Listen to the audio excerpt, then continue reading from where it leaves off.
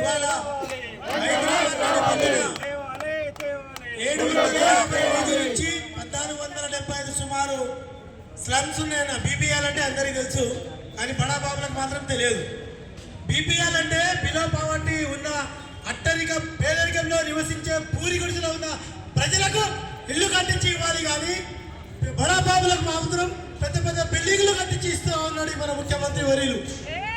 మరి ఈరోజు అదే హైదరాబాద్ నడిపొడ్డులో 9 లక్షల జనాభా ఉన్నారు బీపీఎల్ ఉన్న గలవారు.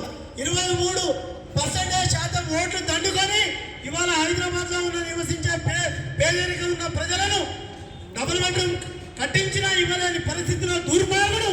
మరి ఇవాళ ఈ బడా బాబుల కమిషన్లకు అమ్ముపై నాగార్జున కేవలం నాగార్జున పైన దండుకున్నాడు. పుష్పాన్ని టచ్ చేసిడు, డబ్బులు సూట్ కేసులు నింపినాయి.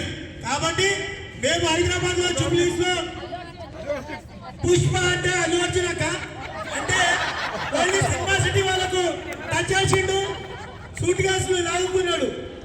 నాగార్జున టచ్ చేసిండు ఎన్వేషన్ని, మరి అది లాక్కున్నాడు. అందుకే మేము అనేది ఇక్కడ జాగృతి జనం పాట మేము మా జనంలో ఉండే మా కవితక్క ఇక్కడ వచ్చి కూర్చున్నారు.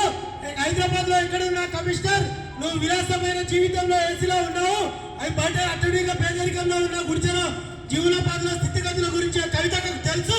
కాబట్టి ఇక్కడ వచ్చి కూర్చున్నావు. నువ్వు ఎక్కడున్నా తక్షణమే ఇక్కడ వచ్చి మరి ఇక్కడ కట్టే ప్రాంతంలో ఎఫ్టీఎల్ ఉందా, మరి బఫర్ జోన్ లో ఉందా మీరు తెలుసుకోవాలి.